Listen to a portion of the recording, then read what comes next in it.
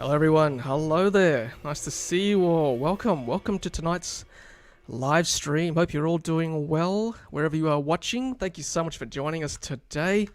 Got some very exciting topics to talk about tonight. Before we do that, let's get into some housekeeping. So once again, thank you for joining us. I want you to tell me where you're watching from tonight. And tonight's question is, what is the name of your Tesla? What have you named your Tesla if you own one? If you don't have a Tesla, that's okay. What do you call your car? No problem. But yeah, leave that in the live chat below tonight where you're watching from. What do you call your car? We've got two. I call one Electric Blue, the other one Asta, which is my wife's car. And also, if you're watching on replay, hello as well. Thanks for joining us, and make sure you answer the same questions as well in the comments section below. All right, and of course, we want to keep our channel independent as much as possible. If you can do so, we'd love you to support our channel with a super chat comment, or you can PayPal the amount anonymously to Tesla Tom. Details will be in the video description, so make sure you check that out. And if you'd like to come on the live stream with us, we've got a special guest tonight, by the way. We'll introduce him a bit later on, but I'll put the live stream StreamYard link here in the comment section. You're more than welcome to come on and ask our guest a question if you've got one. Otherwise, I think about a super chat or a comment, and that will get your question up there for longer as well. Let me just adjust my camera real quick. There we go. Okay, nice and straight. A bit of OCD there, I'm afraid. Sorry. Okay. Hello again. Hello everyone. Welcome. Oh, we've got our first super comment. Hey, Viet Hoang. Thank you very much for that. G'day indeed. So thank you. You could do what Viet has done there with a super comment. So thank you very much, Viet, for leaving a comment. Let's take some comments quickly before we introduce our guest. We've got some people in the live chat already. We've got Sacha from the south of France. Hey, how you doing there? Nice to see you. Thanks for joining us. I've got Greg as well. Hey, Greg, thanks for joining us tonight. Hello indeed. Hello, Gaffer. Some regulars there. Hey, Gaffer. Max says hello. Electric Bill says hello. Hello, George. Nice to see you. ACT Nerd, hello. Thanks for joining us. Hello, Louise. Okay, I've got a question already. Do they have public council-owned AC charging stations around the world? Yes, we'll talk about that a bit later on for sure. I've got Beheaded. We've got hi from Melbourne. Tesla's name is Kamikaze. Awesome. All right. Greg says, can we have a swear tip jar? If anyone mentions Model Y and availability, they need to add $1 to the jar. Well, you can buy a super chat comment, or someone can if they do. No worries at all. Louise says, name is from Star Trek. That's awesome. Awesome. And Anthony Picard says, Yin Yang, white, black, Tesla Model 3. That's awesome. Anita calls hers Blitzen. That's awesome.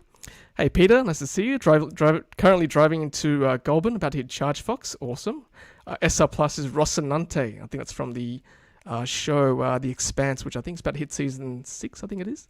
We've got another comment there from Kara James. Hey, thank you, Kara, for that super chat comment there, picking up my first Model 3 tomorrow. That is fantastic. Awesome. Congratulations indeed, Kara, and thank you very much for a super comment there. All right, guys, we've got our guest about to come on very quickly. So without further ado, I just want to introduce our guest, Brent Clark. I'll just put Brent on in 1 second. Here we go. Brent, nice to see you there. Brent Clark from WattBlock. Hey, Brent, thanks for joining us today. Hey, Tom, great to be here. Brent, tell us a little bit about WattBlock. Okay, over the last 7 years, we've been trying to help apartment buildings move to complete electrification.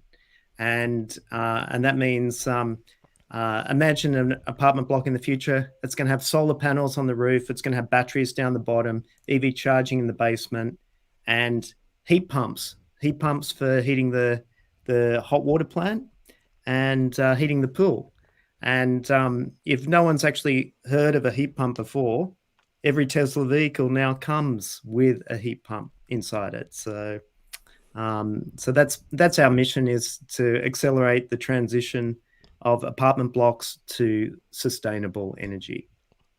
Fantastic. And I can absolutely vouch for a heat pump. We've got one for our hot water system, and it has been fantastic. It probably takes up.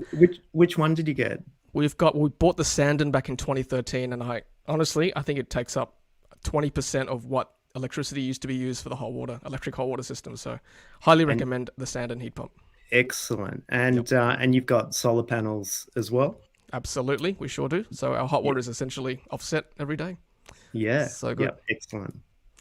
All right, Brent. Well, thank you so much for joining us today. We are talking electric vehicle charging in apartment buildings, and you're probably the perfect person to talk about this, and also a little bit about off-street parking and what choices people have as well. That's certainly probably the number one concern people have before buying an electric vehicle, particularly if they live in a strata. What do they do about charging? So Brent's got some slides which we'll go through, and if you've got any questions, leave them in the chat box, or if you really want to come on, there's a StreamYard link here. I'll put it here again. And hello everyone who's just joined us. If you make sure to leave a comment telling me where you're watching from, and tonight's question is, what do you call your Tesla or EV? I'll put up Brent's slides, and feel free to just jump in with a question. If I see one in the comments, I'll jump in and I'll get Brent to answer that question. Otherwise, we'll take them at the end as well. So let's share Brent's slides in 1 second, and here we go. There we are. So let's put on this one. Okay, so bear with me, guys. Here we go. All right, so Brent, take it away once it loads. There we go. Okay, so look, we've got a photo here on the front page, and I thought I'd just call out some good work done by EVSE here in Sydney. This is the basement of the Infinity Cove building, which is in Lane Cove. If people have taken their Tesla for a drive up the Pacific Highway, you would have passed this building. And they got 40 EV charge stations in the basement car park here. So this was an example of an apartment building that the developer originally offered 10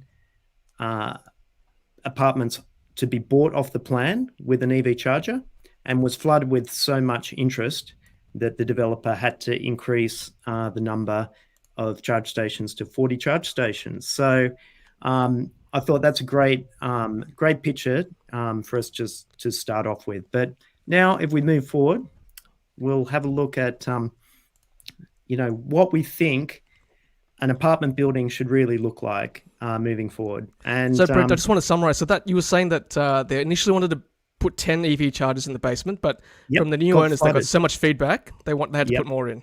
Yeah. People contacting the developers, like the 10 spots that had originally been designated for having a charge station, the 10 apartments were sold off the plan quickly, and then it was like oversubscribed with people wanting to have a charge station. So then the developer went and increased it to 40. And this actually followed something that we saw happen in San Francisco in the Lumina building, which was one of the first buildings in San Francisco to offer EV charging, going back a few years. So it's something that we saw happen in San Francisco early on. And then again, it happened here in Sydney, and it'll happen in every country around the world. Oh, that's awesome. I like hearing stories like that. Very encouraging. Yeah. So I'll tell the story of San Francisco a little bit later, but this is the picture of what we think every apartment building in Australia should get to. And you can see our EV charging down in the basement car park there. Now, just to give you an idea, in Australia, we've got the highest install of rooftop solar on residential houses of any country around the world. Almost 25% of residential houses have rooftop solar. But then you go to our apartment buildings, and 0.6% of the 360,000 apartment buildings in Australia that are housing 15% of the population have solar panels.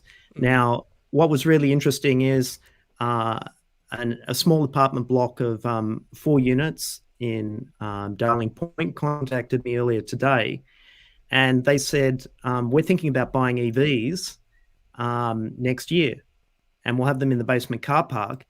And they said, so we're interested in getting solar on the roof in advance for when we're going to get our EVs. And it just shows how the two things really go together. And that's why it makes so much sense to see Tesla and BYD, doing that vertical integration across the value chain to get sustainable transport happening. So, so this is the picture. This is what we want all the Australian apartment buildings to become. And we're using the word strata here tonight. If people don't know what a strata is, Americans call them condos or homeowners associations, different names around the world, but apartment blocks, that's what we'll use. Okay, so let's jump in and have a look.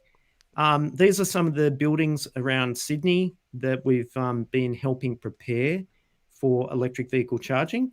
And you can see in the top left-hand corner is Bennelong and Opera Quays, which is just right next to the famous Sydney Opera House.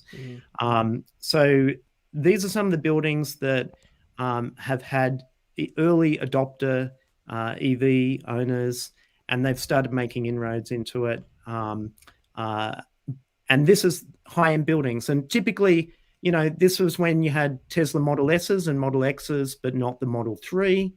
This is where the Model S's were going in apartment buildings.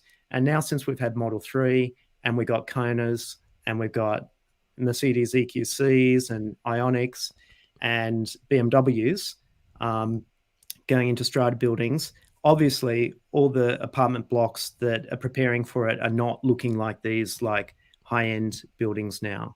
Like, I went to another block of four apartments in Fairlight last week, and they had 2 electric vehicles in for one of the apartments, and they were both BMWs. So they had like an i3 and an i8.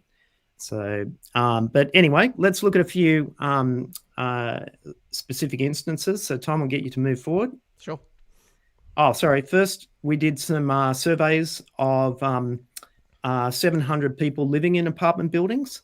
And it's just interesting to see how much support there is from people that do respond to surveys. Now, I've got to say, in some of these buildings that we ran the surveys about EV charging, obviously the people that are keener are more likely to be filling out and responding to the survey. So you'd have a bit of a bias there. But of the people, if we go and survey 700 people living in apartment buildings in Sydney, 78% of people are in favour of installing EV charging systems now, and 79% want user pays. So the first thing just to take off the table is there's always going to be cost recovery.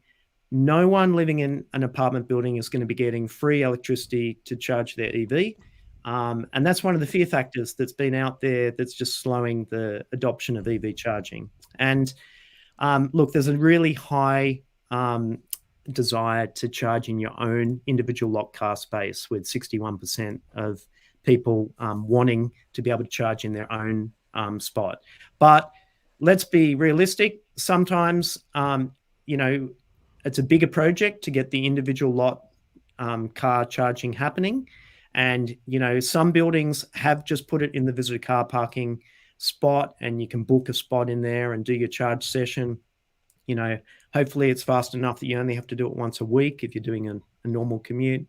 And, but the thing is, getting the buildings planning about doing, the work now to prepare for getting every space in the building EV charging ready. And then one of the things that happens once you get EV charging enabled in an apartment building, the number of people buying EVs in that building spikes up really quickly. So, for example, there's a block in Melbourne. So Melbourne's the second largest city in Australia. They had 2 EVs before they had any EV charging on site. And then within the first year of putting the charge stations in, it jumped to like 8 EVs in the first year. So 6 people went out and bought it, pent up demand, as soon as the EV charging was offered to people in the building. So look, one thing that's a bit sad, no one knows where the nearest public charging stations are. And, that's just a bit of education as well. And we'll talk about, if you've got like a fast charger at Westfields or something just down the road from your apartment block, think about just building that into your charging cycle for the week. You go do your Coles or your Woolies shopping, use one of the Westfield chargers, get a fast charge, and then there's not as much pressure on your building to be supplying you with fast charging. You can just get your daily incremental top-ups from your apartment building. So let's have a look at a few photos. So we'll just jump over. In Potts Point, one of the early enthusiasts with Tesla Model S was Mark Maloko. And here's a picture of his original Tesla charger on the wall of his apartment building. Now, we're just going to talk through how some people have done different ways of connecting up the charger. So Mark was lucky in the sense that the main switch room that had all the apartment meters and was on the ground, was in the basement corner of the basement car park. And so he actually connected direct onto his own apartment meter. And we'll talk about whether we think that's a good idea or not a little bit later.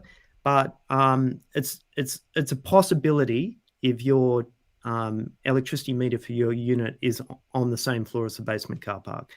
In St Leonard's, the record I've seen in Sydney is someone wiring from the 7th floor, where their apartment is in a meter board on the 7th floor cabinet, down 7 floors and into the basement car park.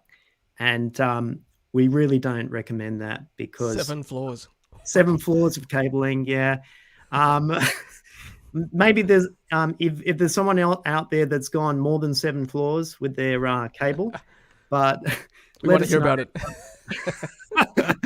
But not a good idea, because remember, these apartment buildings, we don't want them to catch on fire. And anytime you penetrate through every floor of the building, you've got to recertify the fire compliance, like put the fire retardant around the cable. So it becomes really expensive if you're going to do that 7 times to get a cable down to your car parking spot in the basement car park. So let's move on. Let's have a look at another. I wonder whether, Brent, just quickly, whether having EV charging will become a selling point in the next 5 to 10 years for apartments. Yeah, definitely. Just to give you a few examples, in Redfern, an owner investor that bought a lot of properties put in an application to get an EV charge point, and in the apartment building there, basically didn't live in the apartment, and the tenant they'd rented it out to didn't have an EV, just wanted to reserve effectively. If there's going to be a limit on how many people can get an EV charger easily without a big project, they just wanted to have first dibs on that. And that's an example of an owner investor just wanting to build, property valuation around their apartment investment. So give you another example from Piedmont. Someone turned up with a Tesla Model X and wanted to rent in a building there on Miller Street. And you're probably thinking, Model X, renter, there's not many people like that. But just have a think about this for a second. Maybe you live like in a pad a little bit out of Sydney at Palm Beach or something, and you just want like a temporary pad for 3 days working in the office that you're going to drive your Model X into, and you want to be able to charge it in there. And so you're going to rent an apartment full time in the city, and you want to be able to charge your Model X there. Well, someone like that turned up to this apartment block in Piedmont, said, "Can I charge here?" And they didn't have the charging in place at the time. And then they said, "Okay, I'm not renting in this building. I'll find another building where I can charge my Model X." So this is already happening in the apartment buildings here in Sydney. There you go. Yeah. So here's another building over in Piedmont. Not sure if you can see the fine print, but this is an example of a 50 amp breaker on a private apartment meter. And again, in this apartment complex, you had a main switch room at one end of the of this finger wharf, but then you had apartment meter rooms for like in the basement car park level, going down the finger wharf. And so this install was about $1,600 total to get a charge charge point installed, about 20 meters of conduit to the private apartment meter, and a decent charging speed there with a 50 amp breaker. So let's have a look at another example. Okay, something nice and simple. Bunnings is open again now. You can go and if you have a look on the bottom left here, this is an example of like a little plug-in power meter that you can get for about $30 from Bunnings. And then you just plug that into a general power outlet that comes off house power in the basement car park. And that measures how many kilowatts go into your vehicle, and you can do a reimbursement to your owner's corporation or your body corporate. So here's this one's a Kona. So a real life example. Now, what I would say is, it's not ideal to have 10 amp GPO charging in strata buildings, but it just happened, like occasionally you hit a basement car park where the developer went nuts, and this basement car park has like 25 GPOs. Basically, you can see almost everyone's got like a storage cage with a GPO inside their storage cage. So like, in terms of just getting up and running, no brainer, someone's charging their vehicle for $30 and a bit of an honor system. They're just compensating the owner's corp for it. So, yep, let's have a look at another one. Okay, so famous building here. People in Sydney know this. It's Harry Seidler design building, the Horizon at Potts Point. Now, bit of a different approach in this building. So I mentioned earlier, people do want to be charging in their own individual car parking space if at all possible. But here they had some visitor car parking spots. They painted them for EV charging. Importantly, they put bollards in. The bollards allow you to control people and how long they stay in the charging spots, right? And so some buildings have said, yes, you can book 4 hours, but you got to get out after 4 hours because someone else might want to use that spot. And so early on, people tried to do this using something called a bylaw for the building, a bylaw for the individual lot car parking space, and it limited the time you could spend in there to 4 hours, and no one took any notice. And so now the solution is, well, you put bollards in, and a couple of people actually have automated bollard systems where you can use like a remote to make the bollard go down. And so that's a technology that's in some of the buildings here. And behind the concrete column, you've got a twin charger.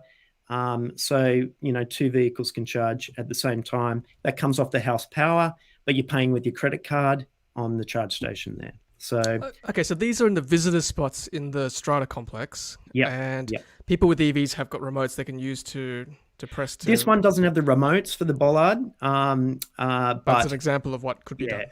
So in some buildings you've got most bollards in apartment blocks still have key. It's more mechanical, but there is a system now that people are investigating, which is remote using a remote control. It's a different remote control than the entry to get into the garage door of the apartment block. Yeah. But you can see where this is going. And now you've got these parking systems like Parkmaster, Parkable.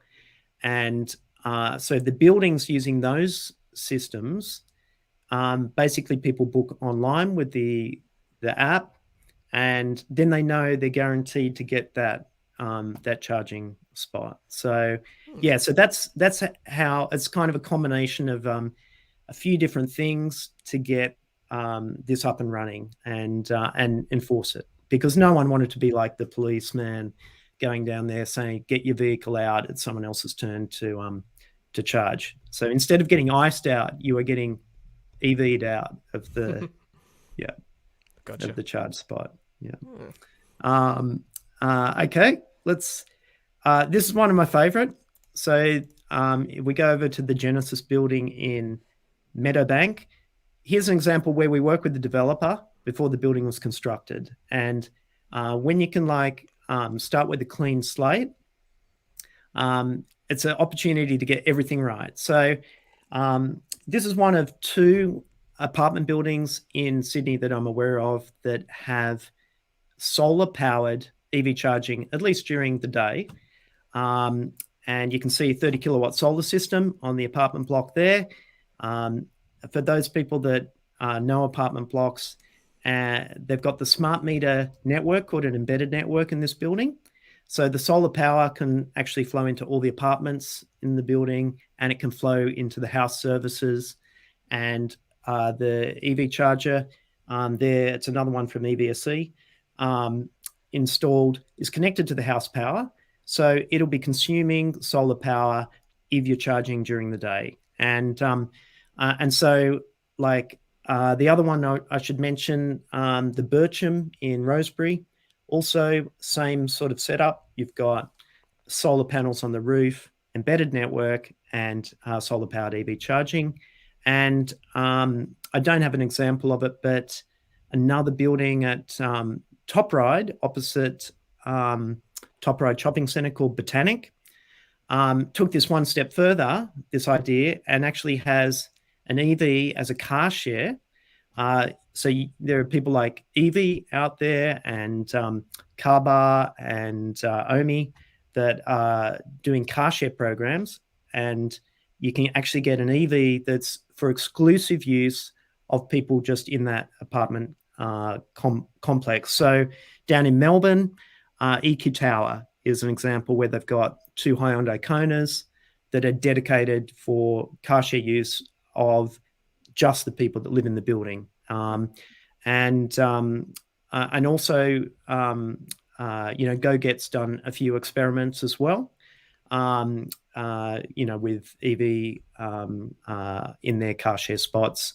And as you know, in Sydney, quite a few of the apartment buildings are actually built with dedicated EV car share now. So we're talking about EV charging in apartment buildings. Well, it doesn't have to be a car that you own. It could be an EV that's on a car share vehicle just for people in your building. And if you're a tenant, maybe you want to lobby, you're not an owner in the building. If you're a tenant and there is a car share that's not an EV today, maybe you want to start lobbying to see if that car share can be upgraded from, an ICE car share to an EV on car share.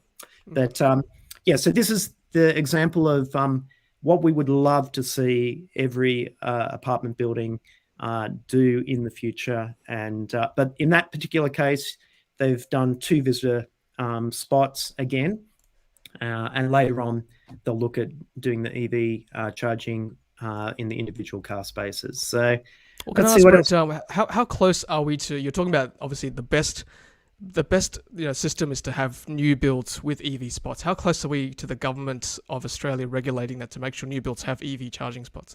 Yeah, so if we look at a couple of councils like Wallara Council, in their development control plan for new apartment blocks that are being built in their area, they're mandating 10% extra capacity on the switchboard for EV charging. And basically that's, so in some local council areas, you've got active councils already putting in that provision. West Australian government called me about that as well, and I just said, just copy what they're doing in the Wallara Development Control Plan. So, yep, the new buildings coming up are going to be prepared. They're going to have that extra capacity, 10% buffer for EV charging compared to what the equivalent building would have had before.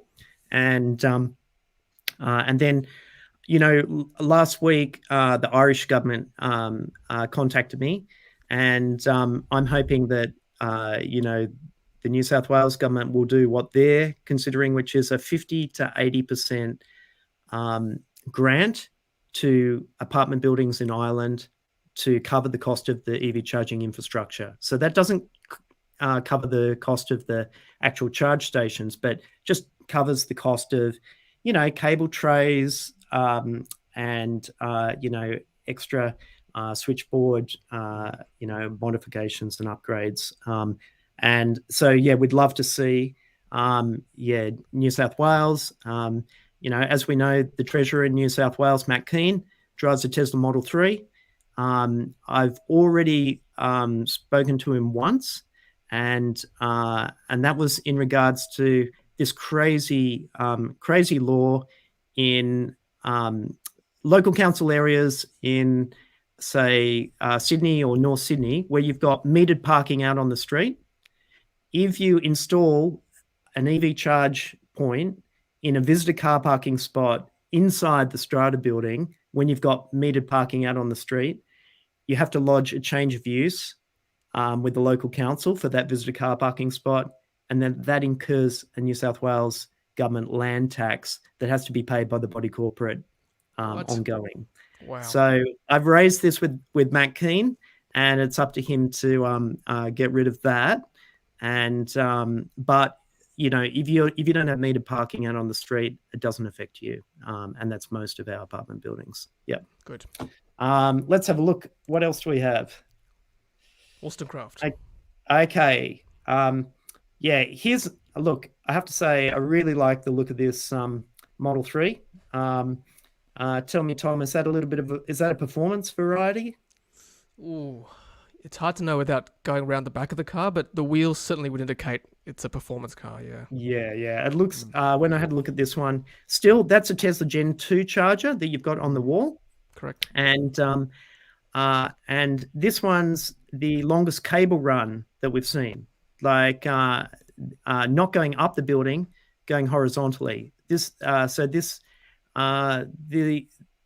I reckon we're going 150 meters down the horizontally down the car park, and then it goes up one floor from the car space to get to the individual apartment meter. Wow. So but not the way we'd prefer to do it.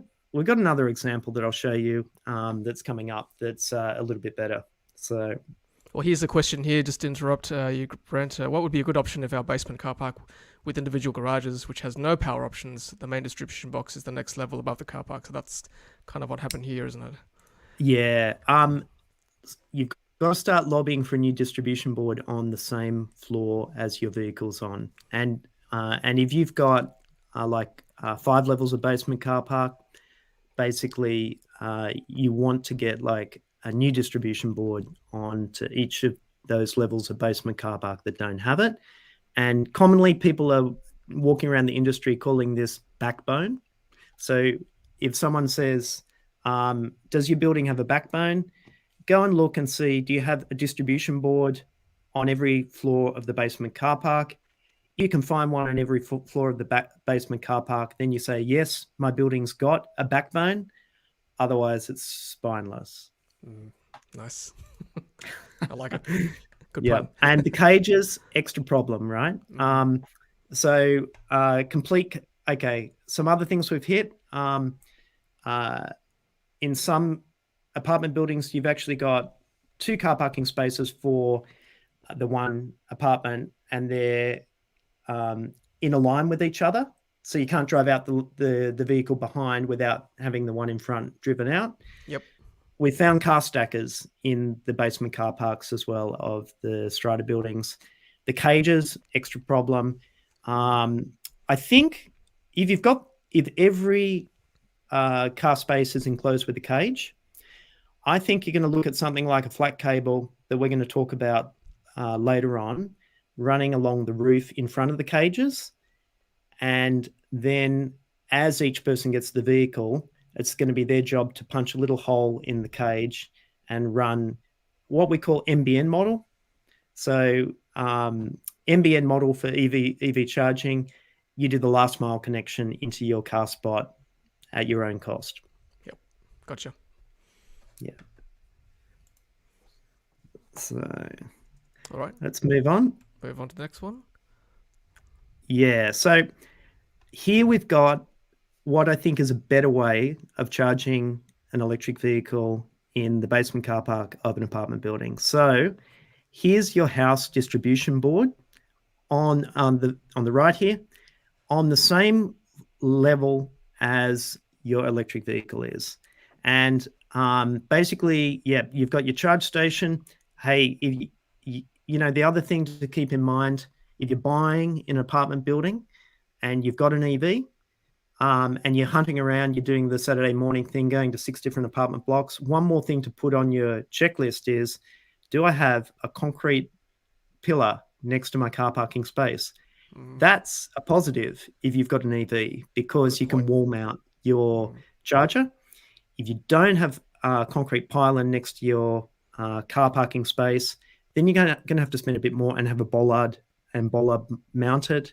The other issue we get, some people say, well, you can put it sometimes behind, on the wall behind your car, but if you've got what's called a wet wall, like imagine sandstone that's just cut out of the ground, and there's no concrete or metal sheeting in front of it, you can't install your charge point on a wet wall that might have water running down it, obvious reasons. So, but this is what we like to see, house distribution board. So this is coming off the common power, and then you'll use a billing platform. And, if you're here in Australia, examples of billing platforms are like Explorin or ChargeFox, Evie.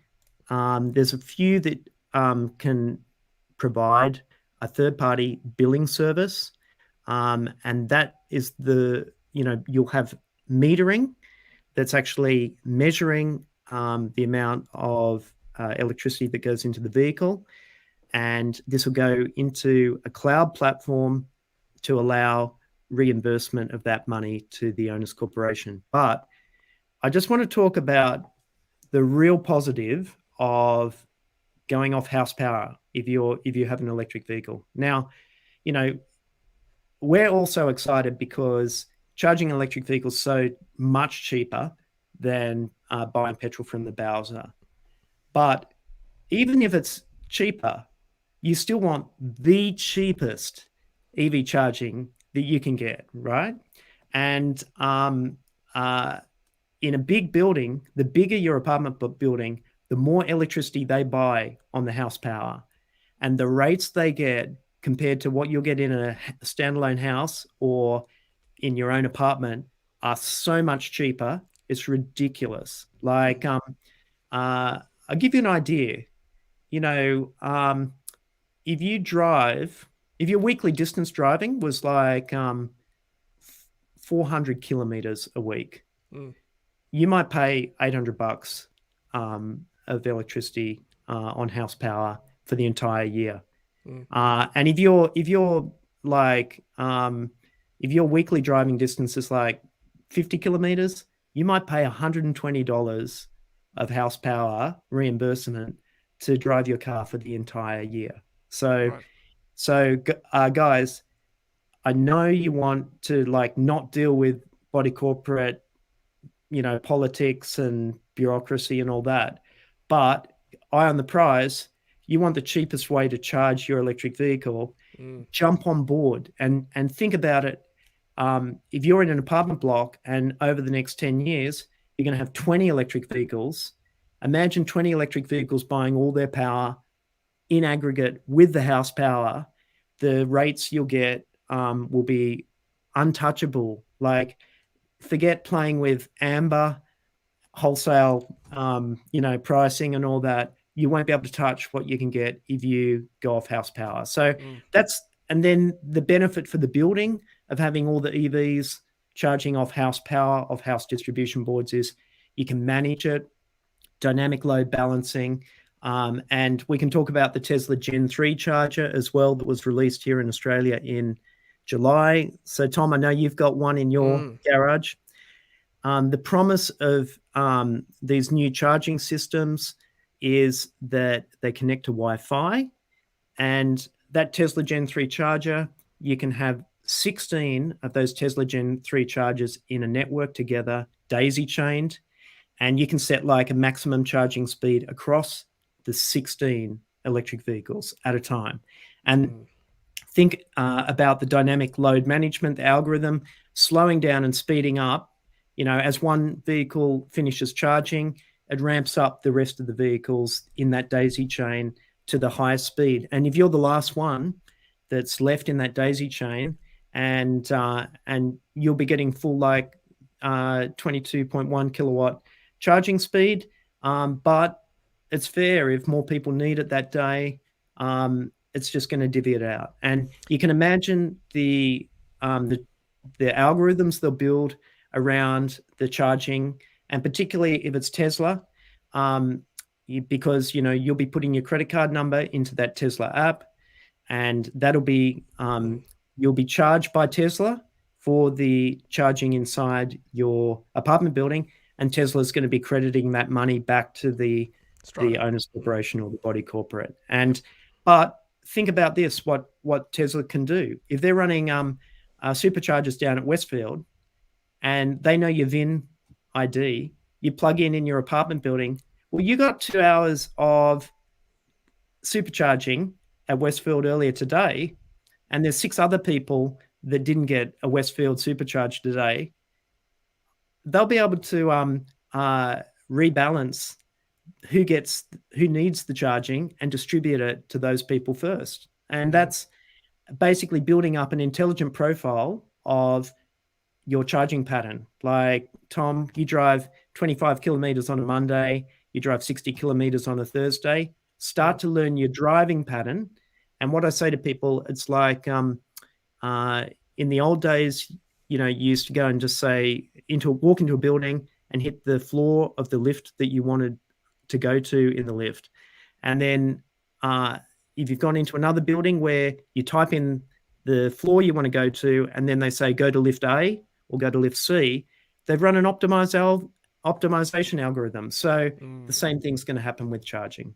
Well, it's definitely possible. If Tesla's recording all our data anyway, they could certainly look at our driving patterns and charging patterns. Yeah, great point. Yeah. Great point. Yeah. Okay. There was a good point here from Peter Cook, who said dynamic charging is hard in basements with a negligible mobile reception. And I think part of the installation is you can hardwire this kind of stuff, couldn't you, with Ethernet cabling at the same time? Yeah. So, look, it is a good point, and we've already crossed that because remember, there's another great company, Australian company called WattWatches that does like an electricity monitoring device, and we've installed that into a bunch of strata buildings as like an early stage preparation for EV charging, and it uses 3G or 4G. And what we've had to do in a couple of buildings is, because you don't have the 3G, 4G reception in the basement car park, we've had to run like a little antenna out onto the street to be able to get the reception to that electricity monitoring device. And now, look, I was in a building in Parramatta earlier this week that actually did have Optus repeaters through 6 levels of basement car park. So that's an example. Some high-end buildings do have 3G, 4G. But for the buildings that don't, this is the way I look at it. Every office building in the Sydney CBD manages to get Wi-Fi through an entire office floor. And what's going to happen is you're going to do Wi-Fi repeaters through every floor of your basement car park. So, these Wi-Fi repeaters, you might need 1 or 2, depending how long your basement car park is. Maybe they're $500 each. For $1,000, you've got Wi-Fi coverage and through the basement car park. And that actually is now one of the precursor projects, not only for Tesla Gen 3, but if you're getting EV box chargers, getting that Wi-Fi coverage through every floor of the basement car park. And that's a house account. If you've got a pool in your apartment building, maybe your building wants to offer a house Wi-Fi that people can connect to when they're, around the pool area as well. Good point. Yep. Very good point. Yep. Okay, let's move on. Okay, here is some cable tray through a high-end building in Erskineville. Now, if you don't have this cable tray running past every vehicle um, in your basement car park, it's very expensive to retrofit this. Some of the lower lying basement car parks actually don't have enough height to be able to have a cable tray that's that far off the roof, but you can have one that runs right along the roof. In this particular case, they're well set up because right on the left of this photo, you've got 3 go-get spots. Then they're car shares that were there from when the building was built. And you've got the cable tray running across them, which is going to make it easy for when you want to put an EV into one of those car shares in the building. So, but there's an alternative, and we'll have a look at that on the next slide. So, this is we're just showing you like an aerial view of a basement car park. What the early adopters are doing is they're running conduit from wherever the power source is, the main switchboard, to each of the vehicles. Now you can see in a car park like this that's a bit dodge on Church Street at Parramatta, it's just going to get like spaghetti after a while. It's not really a scalable way of getting the charging going for every vehicle once. We've got to project for, 2035 or 2040 when 100% of the vehicles are going to be EV. So another innovation brought into the country by car chargers with a K, we'll have a look at on the next slide, is flat cable. A couple of other names for this, bar or bus duct.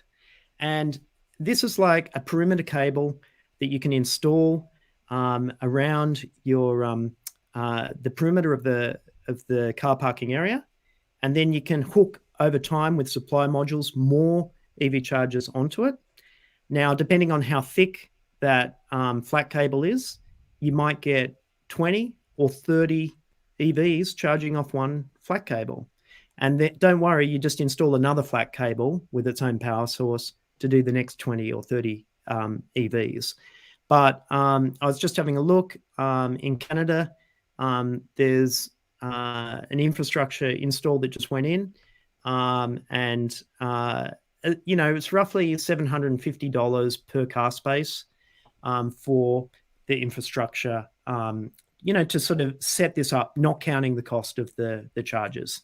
But we'll go back on the next slide. We'll look at what that diagram that was starting to become spaghetti could look like in the future. A nice flat cable running through, all the perimeter of the basement car park, ready for that NBN last mile connection to your EV charger. And then let's move on. Have you seen, just quickly, Brent, have you seen any charging solutions where, I said before, if you don't have a concrete pillar next to you, it's hard. Have you seen any chargers that you can pull from the ceiling or pull from a cable? I've seen people do it. I have seen people do it. To be honest, there's just 2 issues with it, right? So yeah, we saw it in the CBD in Sydney. Actually, people have also used GPOs that are on the roof, just for their UMC cables. The issue I've got, apart from it looking ugly, the issue is around IP protection ingress protection. So you never know when a basement car park's going to get, water penetration through it. And so, look, I'm sure if you hunt hard enough, you'll find some part of the building code that says you can't do it. Doesn't mean people haven't done it; they've done it. And look, we've seen electricity extension cords running across car parks with cars driving over it. To charge Toyota Priuses. We've seen that in apartment basement car parks that have a history of flooding. So, all the rules have been broken, but we're trying to get the apartment buildings ready for something a bit more resilient. So best practice. Yeah, best practice. Yep. Yeah. So, okay. Next challenge. Imagine apartment complex with 800 units in 3 towers, 3 levels of basement car park, of which this is one. A little bit more planning goes into sites like this. This is an example like where you've got 4 Go Get car shares today, and down the bottom, cable tray provisioning at least one of the 4 car share spots to be able to get your first EV on car share. Now, there is one drawback with the EV car share operators. They make their money on fast turnarounds, and they've got to actually put into their booking systems like half-hour slots for recharging, so they don't get as high utilization when they've got the EV. So if you're proposing this for your apartment building, if you've got 3 or 4 go-get spots, just work on getting one converted to EV as a starting point, and leave the other 3 as ICE for the moment. And then the other thing is where you don't have bollards, think about if you're converting a subset of visitor car parking spots to now be EV charging when it's an EV in there, but still be a visitor spot when there's no EV in it on a booking system, installing those bollards to get the control over those spots, and new distribution boards, right? So you need them scattered throughout a big car park so that you're reducing the length of a cable run to any spot. Like, it's not fair on someone who just happens to be 200 meters away from the nearest distribution board. That's quite a cable run. It's costing a lot more for you to pay to get your EV up and charging in that apartment building. So the idea is you want like a spread of distribution boards that are kind of equidistant to all the car spaces. So the length of the cable runs is roughly the same. So, yep, that's it from me on the formal presentation. Yeah. Thank you, Brent. That is really informative, actually. I learned a lot today. Got some good questions too. Do you want to take some questions now? Yeah, let's go. Let's go through it. Let's go from almost the top. Let's see if we've got any things we haven't covered yet. Here's one. Are there any options for overhead cable suspension or rugged protection for driveways when installing a power point next to the car is not possible? Any other suggestions? Yeah, look, you can install the cable tray that's like flat along the roof that doesn't hang down. Rugged protection for driveways is okay. When people say driveways, I usually think ramps. I don't know, but remember, there's a whole bunch of regulation around the driveways. The entrances and the exits in apartment buildings have to have like special levels of lighting for drivers' eyes to adjust as they're going in and out to be fully compliant. And so we kind of like to keep people away from car park entrances and exits as charging locations. I know some people think about the loading bay. Some people think about the car wash bay, as other places to try and squeeze in a bit of EV charging. But as a general rule, try and stay away from the entrances and exits because they've got their whole compliance regime around them. Carlos, I put this up earlier, but I'll do it again. I got installed an EV charger in the garage of my apartment. You need more than 50% approvals from the owners. We did talk about this earlier off camera, didn't we, Brent? Yeah. So February 2021, the New South Wales government, and this is only in the state of New South Wales, not in the other states of Australia, but hopefully they'll copy. Actually, Western Australia does have it, and ACT has it as well. There's now a lower threshold in those states of the number of people that you need to get approval from. And it's called the Sustainability Infrastructure Amendment to the New South Wales Strata Schemes Management Act 2015. And it was actually brought in by Matt Keane, the now Treasurer of New South Wales, who is also a Tesla Model 3 owner, when he used to have the Better Regulation portfolio. And So just to give you an idea how easy it can be to get this passed, usually a strata AGM occurs. Well, it's got to occur once a year, and just say you've got 100 apartments in that building. You're lucky to get 25 people turning up in person or with a proxy, and that's your quorum, right?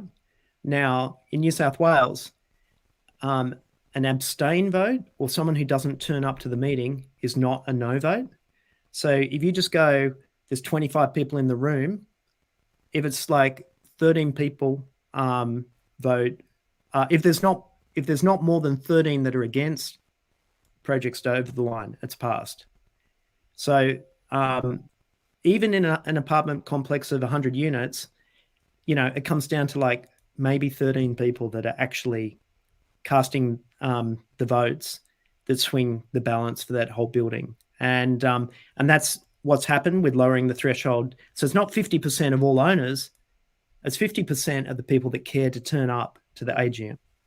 And if the AGM's still away, there's something called an extraordinary general meeting, which in COVID time, heaps of buildings have been running like a paper extraordinary general meeting where people do all their votes, through the cloud or pre-register, sign their votes and just send it into the strata manager before the voting period. So that's like a really good thing to keep in mind. But the trick is you need to actually put 2 motions on your agenda for the AGM. Motion number 1 says we've ticked 4 boxes that allow us to vote via sustainability infrastructure amendment. And then number 2 is now we're voting for spending X $1,000 for EV structure from this vendor under a sustainability infrastructure motion. And that's where it triggers the 50% thing. Okay. So it's not as hard as people might think if you can get the motion across.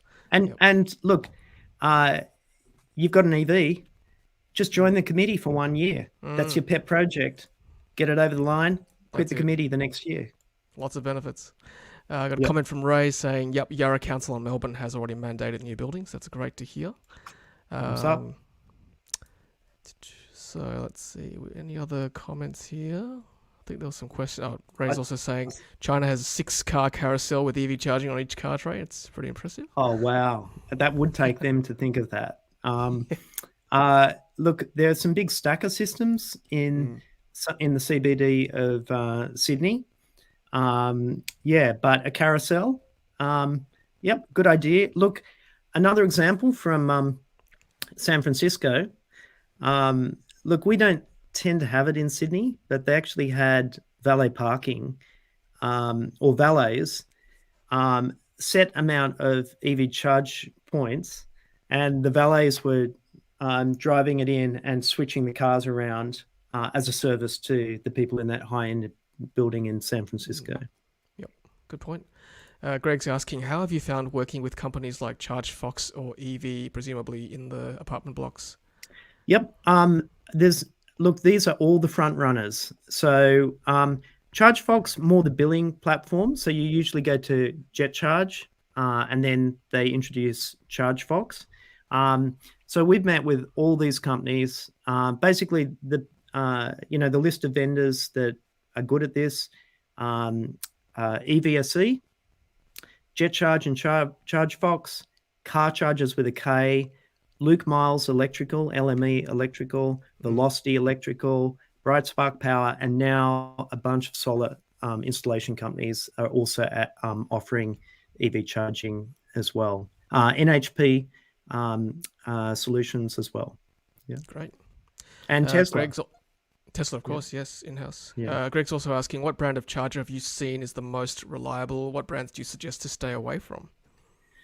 Yeah, look, there's something to be said for European engineering. That's probably about as far as I'll go on that front. But have a think about the launch of the Tesla Gen 3 charger in July 2021 in Australia. Just have a think about some of the innovations or the leaps forward that they did that now all the other brands will be, doing as a catch up. And look, I should also mention, Australia has one homegrown company called Tritium from Queensland. They're about to become a unicorn in terms of they're exporting so much of their fast charger into Europe as well as Australia, US, and they're going to be bringing out like a lower end system that can be used, in apartment buildings. Like they've just been in high end DC fast charging, and they're going to bring out products in this space, which will be the first charge point for apartment buildings that was developed here. But let's just go back. Tesla Gen 3 charger. Everyone now knows, Tesla's the leader in the over-the-air updates into the cars.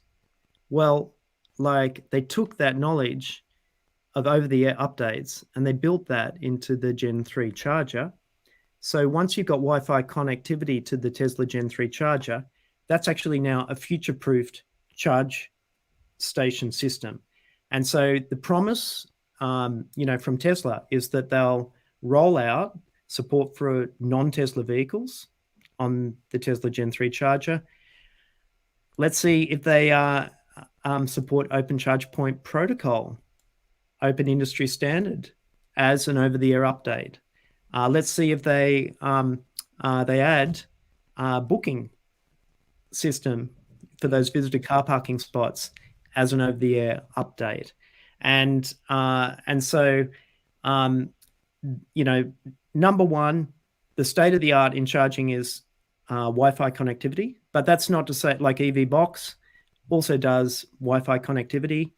There are at least 12 different charge station that are imported into Australia from overseas now.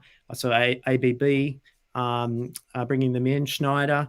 The list is just growing, every month. And so I'd say think about what you want to do in terms of future proofing. Do you want a charge station system now that is a Wi-Fi connected charge station system? Benefit of that is you're not running data cables and electricity cables. You're only running electricity cables to the charge points. And look, in the IT industry, it's a bit of a no-no to run like data and electricity cables to the same device. Everything in a data center has to be broken out so that they don't affect each other. I think the future is Wi-Fi connected charge point systems that are in networks that are open charge point protocol compatible. And the promise is that as each of the vendors adopt at least, version 1.6J or going on to version 2.0, then you'll actually have charge points from different manufacturers being able to connect into the same dynamic load balancing network. Now, the other innovation that Tesla brought out with the Gen 3 charger is software load balancing. So, prior to this, the state of the art in Australia was to go and get like a Jet Charge Schneider NHP load balancer and start installing hardware load balancers. Tesla Gen 3, introducing software load balancing. I think maybe the future is going to be software load balancing rather than hardware load balancing. I always like the biggest challenge with a hardware load balancer in an apartment building is you've got to work out an economic model where if you've got 6 connections to the load balancer, basically the cost of that bit of hardware has got to be paid for by 6 people, but you don't have 6 people lined up ready to connect at the same time. So just managing that, it's with your neighbors, it's a bit fickle. Someone buying the whole load balancer for their vehicle and then getting repaid by the next 5 EV owners, all these things get a little bit complicated. I think software balancing is more agile as well, I would think. Yeah, yeah. It's just the evolution, moving as much of it into the cloud. Yep. Got a praise for you, Scott. Brent Clark is certainly the man for advice in this area. Thank you, Scott. um, Ray's asking, how does Brent get past the amperage restrictions? Ah, yes. Okay. So there's another bit of a fear factor running around, that the first thing you've got to do. So in Sydney, there are 3 grids underneath Sydney: Ausgrid, Essential, and Endeavour. Most people that are in an apartment block are on Ausgrid grid. Now, there's a bit of a fear factor running around that you've got to run out to Ausgrid and like reserve capacity on your local substation, particularly if you're in a high density area where there's a lot of apartment buildings. It's like now, remember, at the same time as we're electrifying the apartment buildings, completing the electrification of them, we're actually doing energy efficiency in those apartment buildings. And just to give you an idea, most of the apartment blocks were built with fluorescent lighting in them in the basement car parks. If you actually convert that out to motion censored LED, you might save 20 or 30% of the available capacity in that apartment building.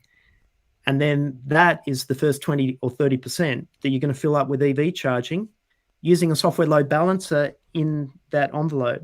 And that's so, that's the way we want people to be looking at it, rather than, quickly, we've got to run and reserve capacity at the local substation. Yep. Good point. Very good point indeed. Efficient, make everything more efficient. You'll have room for EVs for sure. Here's a good question from Beheaded. Brent, are there any options to consider for outdoor apartment spots that might be away from the building? Yeah, Irish government called me last week. We're not the only people. We're not the only country that's got a bit of an issue with this. So, department in Ireland's looking at how they can assist apartment blocks in Ireland to do EV charging, and they've got a lot of townhomes, or think row houses, or like terraces in Australia. Yeah, and they showed me a satellite image, and they said car spaces are on the other side of the road from the terraces. How do you do this? And we actually looked at this like about 4 years ago. We got a grant from City of Sydney Council to look at one townhouse complex that had like 4 different townhouse buildings and a whole lot of bitumen in between. And look, all I can say is, if you want to get EV charging into your apartment building, avoid trenching at all costs. The cost is just phenomenal. Any project that you suggest that has any level of trenching involved in it will most likely fail. Don't even go there. So, look, I'm wondering, is there going to be like a mobile charge station system in the future? And just think, in Australia, LPG gas, you've got like a service where people come and fill up LPG canisters and then drive away and come back and fill it up. Okay, if you've got charging on the other side of the street, not remotely connected to the building, is there going to be like a charging pack in the future where someone has a service to come and fill up the battery in that charging pack? Haven't seen it yet. If someone on the call on the live chat wants to go out and create the service, I think one day there'll be a demand for it. Yeah, like a Uber based or some sort of delivery service where you book it in, and they'll come to you. Yeah, come charge the battery. Yep. That's look, we've seen something just slightly similar to it on the northern beaches of Australia.